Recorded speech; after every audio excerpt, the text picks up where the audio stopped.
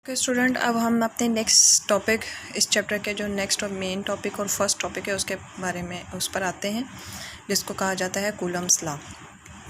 ये एक French military engineer था जिसने सबसे पहले चार्ज की कूलम फोर्स की जो है वो क्वांटिटेटिव नेचर के बारे में एक लॉ डिफ़ाइन किया था।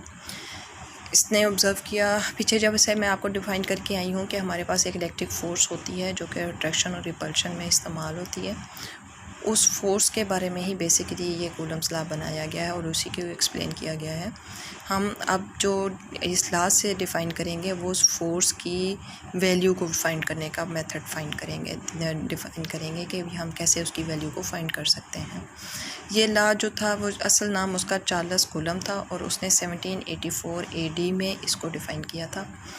ये स्टेटमेंट उसने इस तरह डिफ़ाइन की थी: the force between the two charges is directly proportional to the product of the magnitude of the charges and inversely proportional to the square of the distance between them.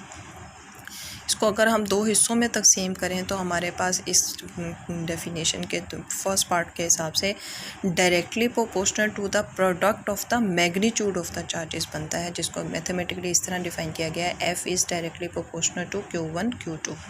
और अगर हम दूसरे part को देखें तो inversely proportional to the square of the distance between them को define किया गया है, जो कि जिसको अगर हम मैथमेटिकली देखें तो वो F is directly proportional to 1/r² है।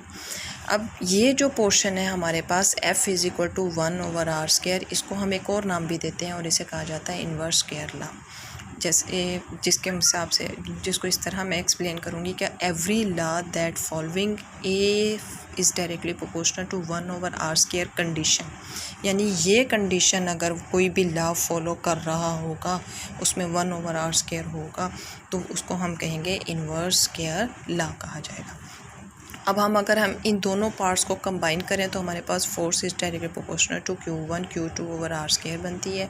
और अगर हम इस प्रोपोर्शनलिटी सिंबल को चेंज करें तो फाइनल इक्वेशन हमारे पास बन जाती है F is equal to K Q1 Q2/r², जहाँ पर हमारे पास K जो होगा वो प्रोपोर्शनलिटी कांस्टेंट कहलाएगा। अब इस डायग्राम को अगर आप देखें तो इस डायग्राम के मुताबिक हमारे पास यहाँ पर दो चार्जेस हैं, ये both are similar charges Q1 Q2। It's mean they are exerting the force of repulsion. तो फोर्स ऑफ रिपल्शन एक्सर्ट कर रहे हैं तो इन दोनों चार्जेस के दरमियान का ये R जो है वो डिस्टेंस के रिप्रेजेंट कर रहा है, और ये F1 ये फोर्स है F1 2 और ये फोर्स है 2 1। इसको आगे जाके एक्सप्लेन करेंगे कि 1 2 और 2 1 का क्या मकसद है यहाँ पर। अभी सिर्फ आप ये देखें कि दो तरह की फोर्सेस को एक्सप्लेन किया गया है यहाँ पर कि एक अट्रैक्शन, ये हमारे पास रिपल्शन की फ़ोर्स है, और सिमिलरली जब हम एक पॉजिटिव चार्ज है नेगेटिव चार्ज को कंसीडर करेंगे तो इनके दरमियान में फोर्स ऑफ अट्रैक्शन होगी, और इनके दरमियान के भी डिस्टेंस को R और इन दोनों की फोर्सेस को 1 2 और 2 1 से रिप्रेजेंट किया गया है। अब हमारे पास जैसे ऊपर इक्वेशन में हमने डिस्कस किया था कि K जो है वो प्रोपोर्शनलिटी कांस्टेंट है, तो यहाँ पर K की वैल्यू को, क्योंकि कांस्टेंट है, इसको फाइंड किसी न किसी वैल्यू से किया गया हुआ है, इसकी कोई ना कोई वैल्यू है, तो उसके लिए उन्होंने फार्मूला डिफ़ाइन किया कि 1/4 एप्सिलॉन नॉट। ये वर्ड एक जो है ये वाला एप्सिलॉन कहलाएगा, एप्सिलॉन। इसकी K की वैल्यू डिपेंड करती है नेचर ऑफ द मीडियम पर और सिस्टम ऑफ यूनिट्स, यानी हम कौन से वाला यूनिट्स का सिस्टम यूज़ कर रहे हैं मेजर करने के लिए F और R को।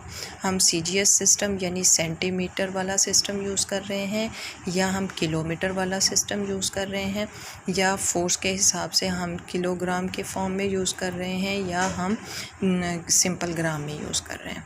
अब यहाँ पर ये जो एप्सिलॉन नॉट है ये इलेक्ट्रिकल कांस्टेंट कहलाता है, और इसको हम कहते हैं, ये इलेक्ट्रिकल कांस्टेंट होता है यानी हम किस मीडियम को यूज़ कर रहे हैं इन चार्जेस को फाइंड करने के लिए, इन फोर्सेस को फाइंड करने के लिए हम मीडियम कौन सा यूज़ करें। तो हर मीडियम की एक कांस्टेंट वैल्यू है, जो इलेक्ट्रिकल कांस्टेंट को फिर इस वजह से एक ओवरऑल जो नाम दिया गया वो दिया गया परमिटिविटी ऑफ फ्री स्पेस का।